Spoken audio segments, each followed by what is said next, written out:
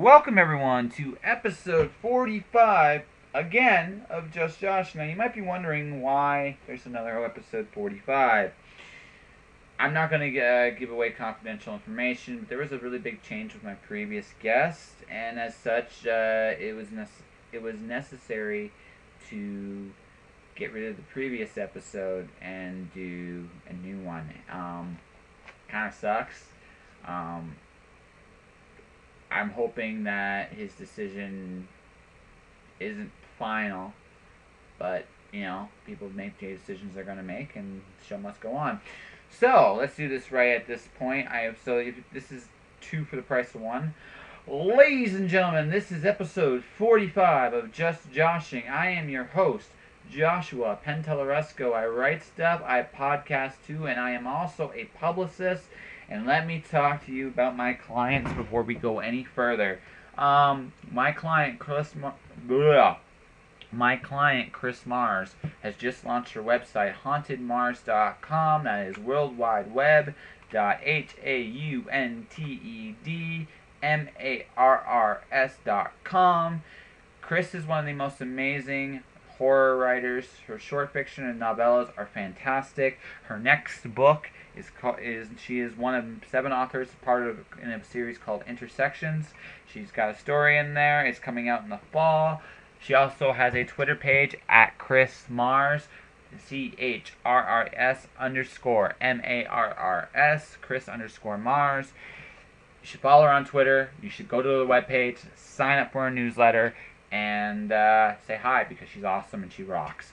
My other client, Craig DeLuey, is currently doing his first online ebook series, Crash Dive and Silent Running. They are out and available now. Go to craigdelouie.com. That is CRAIGDILOUIE.com. You can go pick them up there. You can go to Amazon and buy them as well.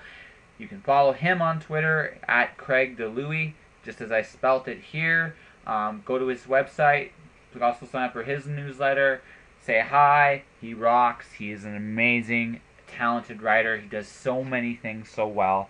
I think you should take the time to go do those things. And when you do, come back here. I'll still be here. And like I said, this has been an interesting week. Kind of, some things have fallen apart, some things have fallen through, and other things are just moving as they're moving. And the biggest, I'm going to talk about, actually, I'm not going to talk about that. I was going to talk about my When Words Collide experience, but I think I'm going to talk about the importance of imagination. Imagination is a very underrated tool. Most people, when they think of imagination, they think of stories and putting together music, art, and what imagination actually really is visualization.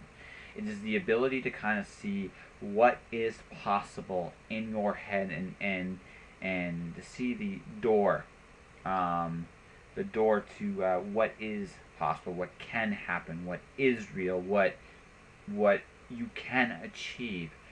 This is the important part of the whole process, and a lot of people tend to sell themselves short on that, to be honest. What is real? And this is an important question here with imagination, because a lot of people, when I was a kid, I was told that I shouldn't set my stats too high, because there's realism you got to deal with, and you guys should just do something realistic, like being an accountant, a lawyer, a doctor.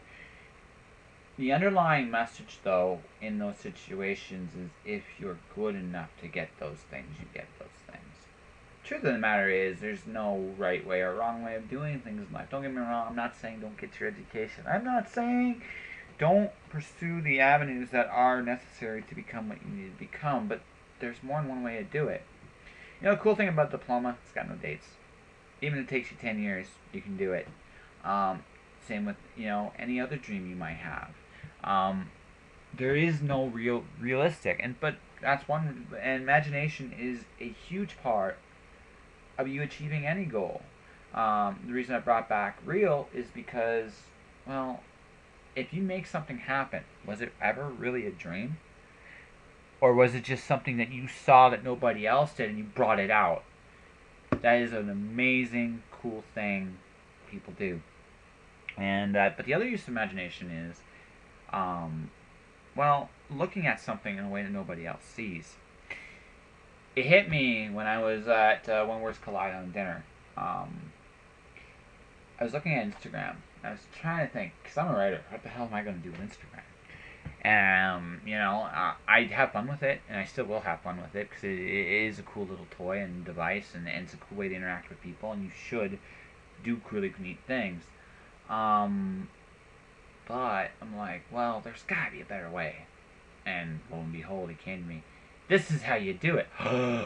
Ding! Click. So when most people look at Instagram, they just see the media. But I look at it for what it was, what it could be.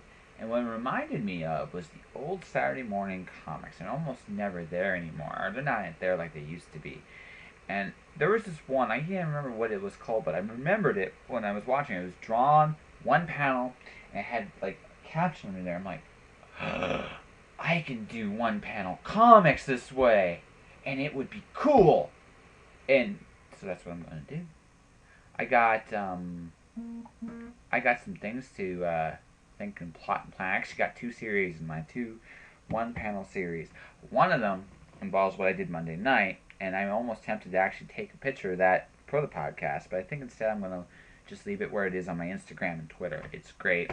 I went to my sister's event Monday night. She has a paint and pint at Bonus Pub, and it was great. I actually got to learn an awful lot about the craft of painting, and I painted my first character. Although I told her, my sister went to me at the very beginning of the thing, is like, well, since you're the only one here, which is unfortunate, everybody should go do that at least once.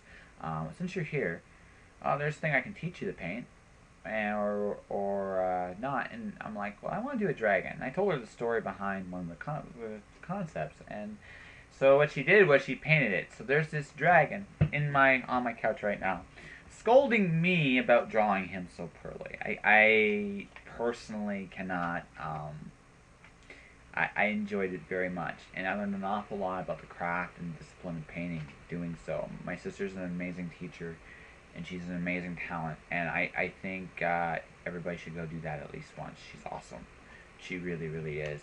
Beyond all that, yeah, I'll talk about When Words Collide on the weekend. The guest that's going to go on Saturday now is actually in some ways a more appropriate one to talk about with that, because Claire is awesome. But this week's guest, this guest, Virginia Carraway Stark, is one of the most. She's one of my favorite conversations, actually. So fun, so filled with life. Some pretty heavy stuff is talked about in here too. But some really fun stuff. I'm really excited at the thought of working with her. She's really, really cool. I'm going to mention a cool event at the end here, because I just got invited to it literally today, and I'm going to be promoting it right now. But yeah, no, it really was an honor. I said this up a couple times over the weekend when Words Collide. I've talked to some amazing people this year, and Virginia is no exception. Virginia Carraway Stark is an amazing talent, and just after this message, you'll get right to it. Alright? See you guys real quick. Tired of buying t-shirts, coffee cups, and other memorabilia that all podcasts seem to have? I sincerely hope not, because I'm jumping aboard this gravy train right now. That's right. You can be the proud owner of a Just Joshing t-shirt, photographic print, and coffee cup at my Redbubble store. Redbubble has one-click ordering and will ship anywhere in North America. Check out http://worldwideweb.redbubble.com/people/jpenteloresco for more details.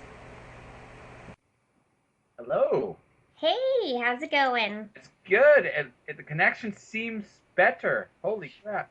Yeah, I can hear you, and I'm not hearing echo, echo, echo. No, I know. No, I did the little test run, and it was like, I don't think it's going to work out. And I'm like, I could fix this, but that seems like a lot of work for a conversation we didn't complete, and I'd rather do a complete conversation with you. Because it seemed to get good too. That's the thing. It was like it's getting good, and it's like, oh. Yeah, and it was just like, we were both like pausing and waiting, and then we were unsure. And Well, yeah, because you didn't know exactly when the lag was. Like there was no magical time. Sometimes it was longer, and sometimes it was shorter, and then just for a minute, we're like, "Hey, this conversation's working." Oh, we are live, by the way. I have the recorder on because why not? And so anything incriminating you like to say, it's too late. It's on. It's gonna be on. So Well, crap. I know. So Okay. you're gonna say horrible things about me, but now you gotta say I'm on the air. It's all true. It is. It's all true. I'm sorry. I'm sorry. Terrible, terrible. How are you tonight? Pretty good. How about yourself? It's good now. I figured out the freaking problem with my Skype. It's like, what's going on? I'm like, eruption in Google Chrome. So I decided to look at that. It's like, probably was the last update. That's when a lot of my problems with my computer were starting to happen anyway. I was like, okay. So I got good old Firefox, and I said, okay, goodbye. Updates can be so special, can't they? They are. They're special with a K. 1 calorie cola kind of way too, or all that other fun stuff. It's like you screwed up my system. Thanks. Uh-huh. Thank you very much. But now it's like it's all good. Now it's all good and live. Man, I almost don't want to retread anything we talked about yesterday, other than the fact that your dialogue sounds awesome, and we got to talk about that play with I can't remember what it was called, top of my head. It was hilarious. We should talk about that, but really beyond that, just let the conversation go wherever it's going to go, because I'm more of a believer in just kind of letting things organically happen anyway. Yeah, So, I don't think I could remember my conversation from last night. well, you don't need to remember your conversation for last night, because again, then you sound like a robot, and we don't want that. We want you to sound like Virginia Carraway Stark, and that's because that's awesome. I I said I am I Virginia robot. yeah. What's his Virginia Carraway Stark on your contact info? So that's what I'm going with. Yes, I said I'm Virginia robot. Hmm. Nice. Yeah, yeah. Nice. Okay. See, that's how I knew it. I am just this minute. I'm sorry. I'll get better. I'll get better. Done this. This is not my first time. I swear. I swear. Well, the real Virginia didn't feel like doing a second take, so got the robot version in. Okay. The So clone version was spoken for tonight too, so yeah, here you go, robot version. robot version. Does the robot version have like a message or a sales pitch? While we're on the subject, because after all, we're gonna be a robot. Might as well be the robots we all dread. Um, Check out Starklight Press. It rocks. Excellent. There we go. There you go. Yeah. You should do that like every like 5 minutes or so, just because then people will wonder if you really are a robot at that point. It's like, wait, what? Yeah, I'll set like a timer and Yeah, just ding. Starts like Express rocks. vary it ever so slightly, like Starklight Press. I'll get your creative fires going. Excellent. Actually, Yeah, you should actually use that. That's actually really good. that's on the fly. Nice. Yeah, You should write that down. That's really good. that the actual logo for it, what do you call that? Byline is Starklight Press, black, red, red, white, and red all. Black, white, and red all over. Why can't I say that right? Because like tongue tying yourself. I don't know. You're a robot. Remember robots? I was poorly programmed. Yeah, I see that. Totally. Totally.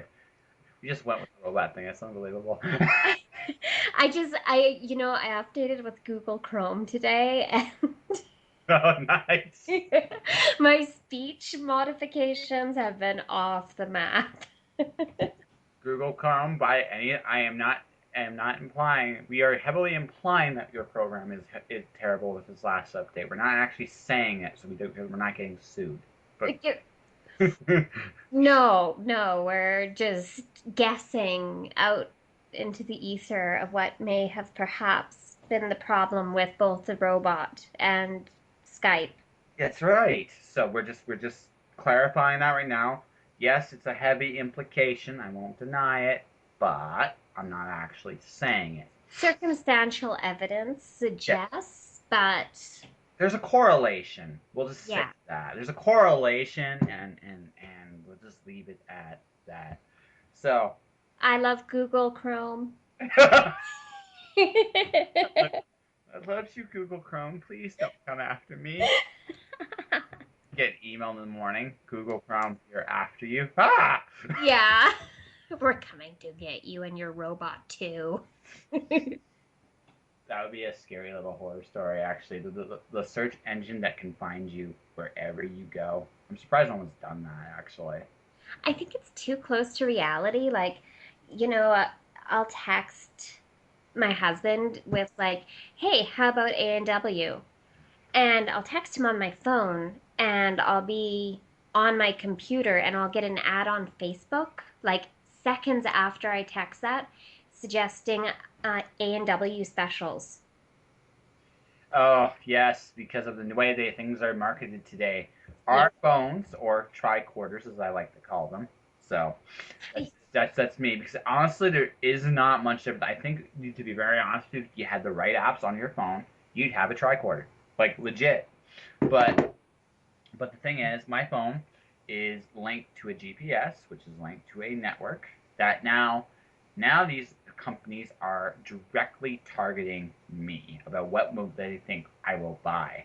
Mm-hmm. Say something insidious, right, or not so insidious. For example, Virginia Carraway Stark books are amazing. If I type that, I will see advertisements for your stuff, Yeah. and you'd be like, "Yes, how to do that?" Yeah, yeah, but I. No, it's even the articles you read will change what articles you see on Facebook. Like Mhm, and what ads you see. Like if I go and look at, oh, say diet tips, yeah. tips for a healthy diet. I will see ads for weight loss on Facebook after that.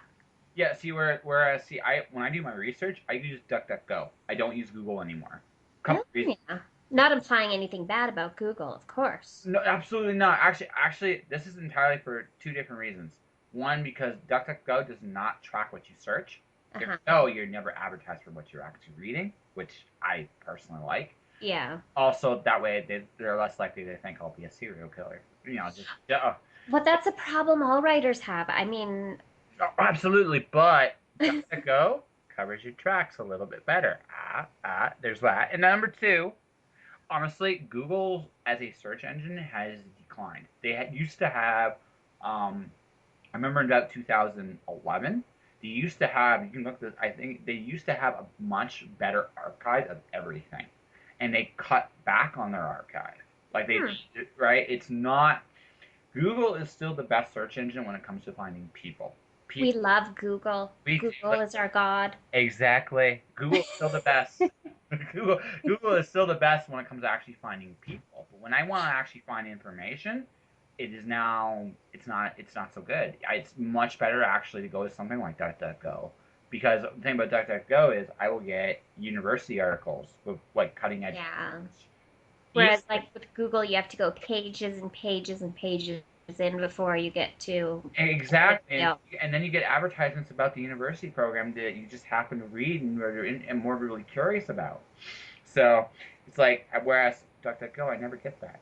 That's nice. Yeah, that's honestly the reason why. There's no other reason other than the fact that the information I want is closer to the top, so I don't have to look quite so deep into it. And the second part is I don't get so many advertisements about it. I get enough things telling me to buy all the time. My crack of choice is comic books and books. That's my crack. Yeah. And occasionally stuff like collectible card games and video games because I'm still 12 at heart. Um, but Not like me, I'm way more mature. yeah, it's way more mature. Yes, that's right. I'm like 12 and a half. Sweet. Wait, does that make you technically the adult between us? Yeah, Oh God, we're screwed. I know. I mean, no. Oh God, we are screwed. I'm the In dog years, my dog's 21, so he can go and buy lottery tickets and stuff for us, though. That's what that sounds like a really ingenious plan. Get a dog, get a sign on him, and just like Yeah. send him to this group convenience store, and he'll come back with lottery tickets. Yeah, we can put an envelope around his neck, kind of like a Saint Bernard with brandy around his neck, and Absolutely. Oh, absolutely. Oh, shoot. If we do that, the dog will get mauled. Are you kidding? Booze? no, just like how they do that. Yeah, yeah, okay, like how they, yeah, no, we can't put booze with your dog. Not, No. no, because that, Oddly, cash is safer. I know. It's a strange world. This from the guy that eats ice cream and drink with Baileys, but that's besides the point. But that's delicious, Yes, though. it is. It's fantastic. It's totally fantastic. I had a friend stay here, and she was like, I had her try that. So she would go to the bathtub and just eat that stuff. Like, oh, I went to make her one. Would you like one? Oh, no. I had it in the bath. I'm like, really? That's awesome. See, I'm starting a cult of Baileys and ice cream. It just seems like a good thing. Also, I'll define my happy Twitter posts involve ice cream. I don't know. Maybe I just have a craving, or either that, or it just seems like a happier thing to talk about than what I see on social media. I went through quite the phase of tweeting different posts with pictures of me with glasses of wine Nice. or bottles of wine. Yeah. Yeah, like just bought this rosé. Nice. I actually no. You know what? I don't actually. I think for me it's just the ice cream thing is as far as I'm gonna go because I decided with my Twitter, and my Instagram and all my social media stuff that I would be either promoting people, being silly, and occasionally promoting me. Hmm. That was my conscious decision because it's pretty close to the truth about me anyway. So I'm like, that's the best kind of marketing I think I could do for myself. I'll just be me. Uh-huh. I'll pimp all the stuff I think is cool. I'll occasionally talk about silly things like ice cream and Baileys, and but good silly things on now, or trampolines or skydiving or whatever. It doesn't really matter. Yeah. Whatever's in my head that moment. And I'm gonna occasionally promote my own books because that seems fun. And if I do it that way, I don't feel like quite so much a shill, and I feel like I'm more true to me, and I get to avoid the death trap that is politics online. Oh, yeah. It's a Yeah, death.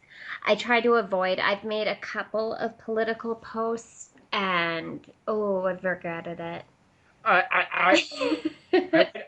I would not regret it because my view on American politics is I'm a political atheist, but people don't really know how to respond to that, and that's kind of funny. And they look at me and go, "What do you mean you gotta vote for one or the other?" And no, I don't. I don't have to like either. I can just say they both suck, and I'll vote for Mickey Mouse. And Yeah, and it's like I don't like I can't even really get involved because I'm Canadian and like I've had that discussion and like I've had a discussion with Americans where they're like, "Aren't you afraid you don't have a gun on you? Like someone could do something to you at any minute." I'm like, if I had a gun, it would be in my purse and I would have to get to my purse while you have a gun on me. So I would be grabbing a lamp and hitting you or throwing something at your face I, so that I could try to get away. I wouldn't be looking for my gun. I actually somehow see you with nunchucks. I don't know why. That thought actually popped into my head. If you were going to pull anything deadly on your purse, probably some kind of nunchuck. I think I'd hit myself in the face with them. I don't know. I don't know. See, you seem to be like this really sweet person unless you're pissed off. And if you're pissed off, I think there'd be a lot more, you'd be scary. Oh, that's true. Like I am the most supportive, most loyal, sweetest person until you piss me off. Exactly. And then there's hideous beatings involved. And I think Yeah. that's the impression I got of you. A couple posts I have read of you. It's like you seem like such a sweet person. I don't want to get on your bad side, Well, but it takes a lot. Like you have to like really, really, really work at oh, absolutely. Oh, I got you. it. Whereas me, I'm kind. What you think that gets me with people is when they talk about something and they're not serious about doing it. That actually bothers me with people. Oh, that happens a lot on the internet. You must be pissed off a lot. Well, again, that's why I talk about ice cream and stuff, and I don't worry about outrage because I just realized a long time ago that people that are outraged on the internet, generally speaking, don't have the courage to do anything about it. They're just outraged for whatever reason. So I don't worry about that. I don't get that. Doesn't bother me. It bothers me when someone will talk to me about what they want to do, and I will be like, so do it. Mhm. And because life's too short, I just figured, you know what, you might as well do the things you love and not worry about anything else. And maybe I'm too much of a free spirit that way, but it's just like, what would you like to do? I'll tell you the story. Actually, this is what got me. Met this guy at a coffee shop, and we just talked for a few minutes. Right. And I go, what do you want to do? It's like, what would you rather be doing right now? It's like surfing in New Zealand. So why aren't you doing it? Right? I mean, and Yeah. that's kind of that's kind of my thing is if you are seriously mad about something, fix it. If you want to do something that makes you happier, do it. It sounds incredibly simple, and I know how hard it is to get to that point, right? But Yeah. I would if you're working towards that, total respect. If you're like, I want to do this, or I'm angry about this, and so what are you doing about it? Yeah. But right, I'm kind of at that point where with people where it's like, so are you gonna do something? No, then why you bitch? Mhm. I got no. That I totally agree. And like I've had a lot of opportunities in life to do what my heart wanted. Like I was going to university and I took a break off to go down to Manhattan. I was out in Ontario. And I met this Oriental fellow at a party. He is half Japanese, half Chinese. And he's this old guy, like old, old, old. And he comes up to me and he's like, "Hey, would you give me a massage?" And I was like, "Okay." So, I'm rubbing his back and stuff like that. And he's like, "Hey, do you know what you did there? Do you know what you did there?" I was like, "Yeah, I'm rubbing your back."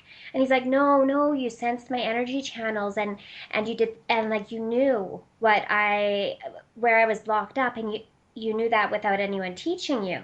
And I want to take you on as a pupil." And so he invited me to come and be his student. So I was like, "Well, am I learning anything in university? Do I want to keep on doing this?" And then the answer was no, I don't. So I left school and I traveled the world and I learned all sorts of cool stuff and, ended up becoming a writer somehow accidentally in the whole process. That's awesome. Yeah, No, so it's that is actually 10,000 kinds of awesome. I admire that. Yeah, I accidentally became a publicist not too long ago. yeah, yeah, you were saying something about that, Yeah, no, it just I went to a party. It right? was, and my two clients were presenting their books. And one guy, the one client, he's really good actually at presenting this stuff. Like really, really, really good dude. His girlfriend, the other writer, she is nice, she's talented, she's sweet, but she just is too self-deprecating when she's Right. presenting her stuff, and it drives me nuts. Mhm. Right? So I was talking to her. It's like, oh, you gotta be a little bit better. Just say something nice about yourself up there. Be like, I'm so pretty. It's fine. It's just something, anything, right? And so he goes up to me. It's like, so why don't you publicize my books? And that's how I became a publicist. It was like, That's awesome. yeah, but That's awesome. yeah, it was just like I'm still learning a lot. Like this has been a interesting month because my day job is at overtime.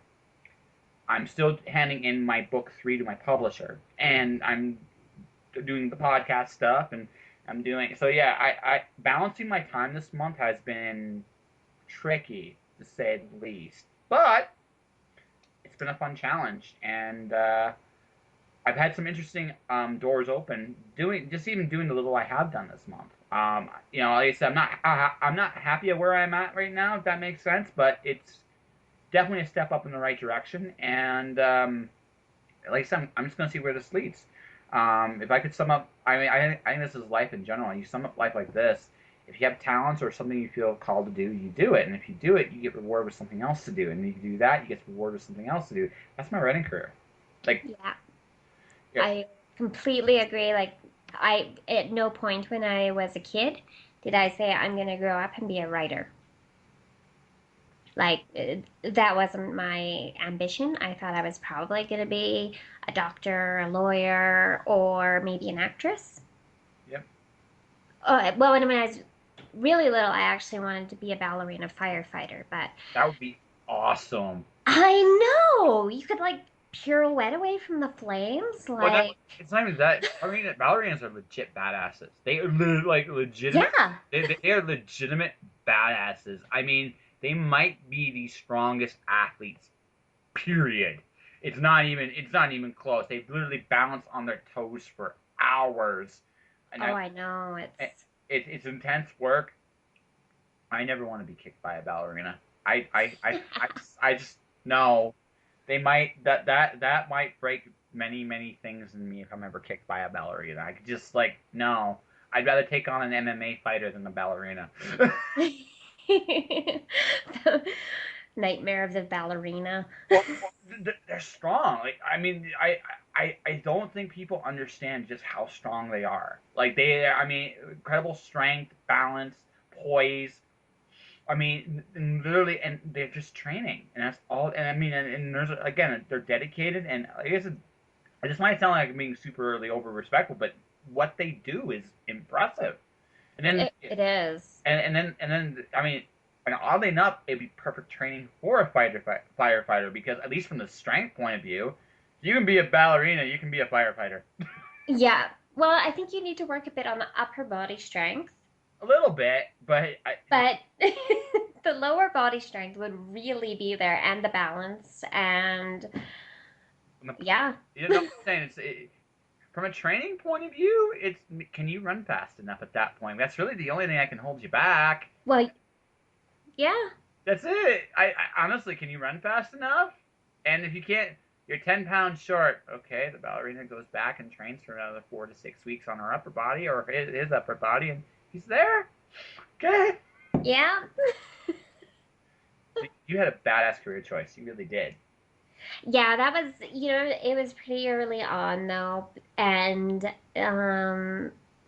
after a while, I realized that fire wasn't really so much my medium. So, You almost made me do a spit take there. Wow. yeah, and that was just kind of this thing. Actually, it's funny. The series I'm working on right now, ballet figures in it a fair bit. Really? The mother of the two girls, there's two different threads to the story about these two sisters who are both going through a horrible supernatural occurrences, and one of them has gone fairly insane from it, and the other one is more embracing it. The one who's going kind of insane, she's kind of bucking it and trying to, Rational. like, yeah, exactly, and it's going much worse for her. But their mother was a ballerina, so she taught both her daughters ballet, and they both have backgrounds in dance, so that comes up a fair bit, especially in relationship to their mother. So it's interesting because it actually does pertain to my recent writing, which is remarkable. Right. Well, those inner desires. My childhood thing was an oceanographer. Uh, Ooh, that's cool. yeah, I still want to do it. I just time at this point. I have these ideas for second careers when I get to the point where I'm at the point where I'm like working and making a living as a writer, and that's all I'm doing, or a writer, publicist, like all that other stuff I'm doing. Um, but one of the things that I've always kind of wanted to do is go into a shark cage in Australia.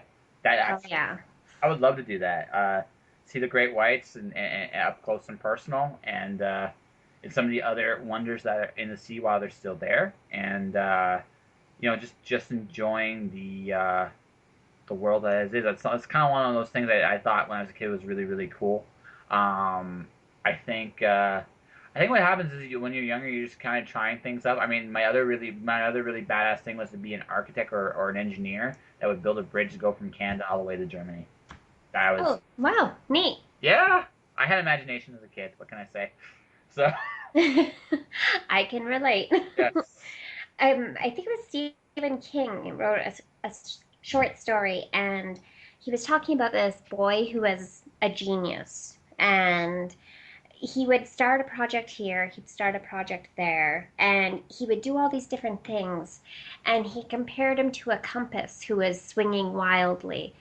And then at some point, he just like found his true north, and he was just like an arrow after that, just like guided to what he had chosen for his purpose. And I've always really related to that. Not so much the like genius part as the swinging compass part. Well, well. First and foremost, I will say this. I don't. I'm not going to say you're a super genius or anything like that, but you're a creative, talented individual, and there are things you can do that nobody else can. So you know what? Give yourself somewhat of a pat on the back. But the second thing is, I was one of my favorite TED talks, some along this line, was why you will fail to have a great career. It's one of my favorite ones because he talks about how people find interest in their whole lives, and I think what happens with all of us if we're really serious about pursuing whatever it is we choose to pursue in life, we go through phases of things we're interested in. For me, it was oceanography, Yeah. then engineering, then professional wrestling, and a few other things like that. Like just different interests all Yeah. the way through. And then at some point, you find something that you really, really, really, really love. And usually it's an accident, or usually I find it's something you're already kind of doing, even though you may not fully realize it in some form or fashion. Like, you probably had a really big imagination as a kid. Seriously, Oh, seriously, yeah. and seriously, I mean, it sounded like you were a badass, Miss Ballerina Firefighter. That's just badass. And you pursued a variety of interests, but probably at some point you were still being artistic, expressive, and you were working on you were doing things along that lane. And then one day you just woke up and realized, Well, I was always writing. yeah, Like I was always, all along, I was writing. It's just that I kept it private. It yeah, was things I kept in journals and notebooks, a lot of things that didn't get finished, a lot of half started projects that got dropped when I got interested in something else. And it really wasn't until those screenplays got picked up that it occurred to me that yeah, this might actually be my thing. Like this. yeah. But I mean, that's kind of proves my point. I think all of us have these things we do, and I think there's just that point where we realize, hey, I've been doing this all along. Mm-hmm. The heck, you right? And it's just one of those eureka moments. Mine was 13. I did a literary contest back in London, Ontario. I'm also an Ontario guy. Whereabouts in Ontario were you from? I wasn't from Ontario, I was from BC. I actually traveled all the way from Sycamore, BC to Kingston, Ontario. Okay. Got a scholarship there, so I was going to Queens. Oh, okay, that's cool. Yeah. But yeah, no genius, huh? Okay. But anyways, I was in London and I did a contest when I was 13. I took third. I was the only one that wrote a fiction story in this contest that happens about Canadian history, and I just kept going from there. And because I knew what I wanted, it just was one of those, hey, eureka's. Yeah. And I think we all have. I think if we all look for it, I think looking for that, there's that process where you go through, you find interest because there's so many things to do in the world, so many, and there's so many amazing things to do in the world, and you just go through all of them, and then one day you just realize, hey, I've been doing this all along or that all along, and now you're there. You know what I mean? And I think there's Well, I think that's a really cool thing about being a writer is that most careers, if you like decide when you're like, let's say you decide in your 40s that like I want a second career, I'm gonna be a teacher, and you've been an engineer up till now. Mhm. The stuff you learned as an engineer, it's probably not going to help you that much as a teacher, but it'll help in little ways, but not fundamentally. But when you're a writer, every experience, everything you've ever tried your hand at, everything you've seen, like every conversation, it's experience that all counts towards your writing. And absolutely. yeah, and I think that's a lot of where my writing comes from is traveling so much and doing so much.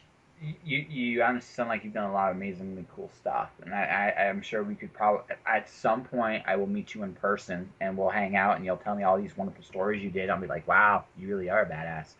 Uh, Well, I've had like my life, you know the Chinese curse, may you have an interesting life? yes, Yes, that is me.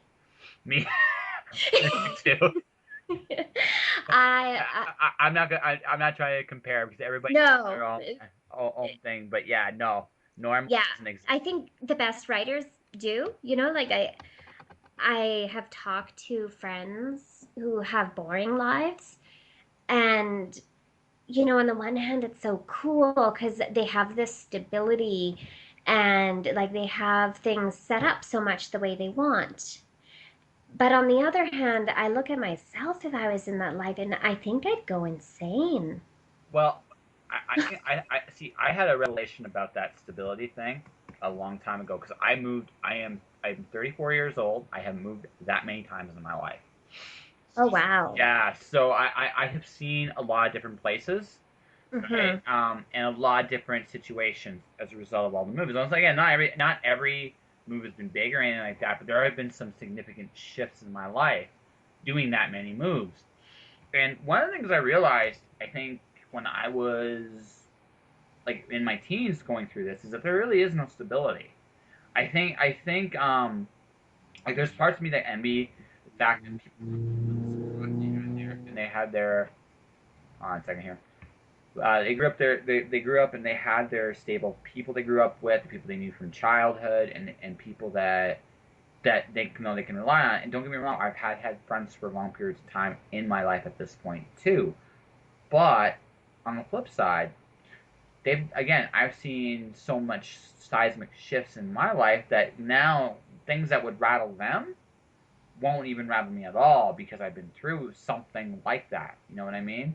And Yeah. and on the same token, also know that for me, like my day job is as stable as you get right now. But the fact of the matter is, I already know too that it's an obsolete job, and I know there's going to come a point when I'm going to walk away from it, and it doesn't like bother me in the slightest. This idea of retirement doesn't even enter my head. Is that more? I'm more like, okay, let's create my own future and let's change my work. Let's change the world. Let's make it a better place. Let's do cool things because that's been my life. I've gone, I've traveled, I've got to work with some of my heroes. I've seen all kinds of interesting things, and I've done some interesting things. You know, Yeah. the trade off is some of the not some of the things everybody else has done. I haven't necessarily done yet, but at the same token, there are things I've done they haven't either. That makes sense. Well, yeah, like I mean, there's only so much space in your life. Like there has to be a trade-off, and if you're like on my little bio on my Facebook page, it says adventure girl. And my husband calls me impavid, which means like having a happy, adventurous spirit, essentially. That's indomitable. Well, that's a great thing. You know that no, honestly, that sincerely speaking, it sounds like your husband's right. Yeah, sounds like it, and that's great. No, that's a really you're a massage therapist too. We should talk about some of that stuff. But my dad's into alternative health, and so I've been exposed to some really interesting things as a result of that. But the thing of it is, it's good to have that adventure because life is such a different, wonderful thing when it is interesting, and when you are doing different things and evolving and going through, and you go through these changes because you become a much bigger person, not in terms of like physically bigger, but you know, I guess spiritually. Unless it's like really getting into the ice cream thing. Yeah, totally, Yeah. totally. But that's important stuff. Ice cream's important. Well, it is. Yes, it is. You can't ignore ice cream. In fact, seriously, I had a conversation now in my day job about the fact that I don't know anyone that doesn't like ice cream. They might not like certain flavors, but I don't know actually anyone that doesn't. It's kind of one of those things like I've met a few people who haven't liked ice cream, but then I've been like, I don't know, I trust you. Yeah, exactly. You know, it's like I don't believe it. No, man, I don't believe it. Not like a flavor. Okay, I can believe that. Not every flavor is good, but Yeah, but like one flavor, like come on. yeah, exactly. What did you try? I tried this the striped one. Oh, that's try this one. Yeah, like did you try different brands? Yeah. You know, like did you just buy the cheap stuff? I like you. Yeah, I've And I'm gonna stop this conversation right here for the moment. Part two, it actually gets into some really deep, interesting stuff. Um, Virginia, Virginia is probably the most fun I've had chatting with someone this year. Um, probably, and like I said, so check her out at Stark Like Press. I'm just putting this up real quick here because I'm kind of just scrambling. Startlikelight.com, World Wide Web starklightpress.com. She's doing a poetry marathon this weekend. I'm going to be doing a half day of it on the 21st, just because it's cool. I'll be advertising it again when I put the podcast up. I'm going to be putting both episodes up really quickly. Like I said, I'm kind of scrambling this week because the initial podcast, Mickey Mickelson's, is now down, and I'm just kind of filling in the void. But stay tuned for part two, and my next guest as well is going to be Claire Marshall. So we're just going to slowly but surely burn through this. This is going to be a real rush. I'm not doing this many episodes next week. It's just, yeah, just how things necessitated right this minute.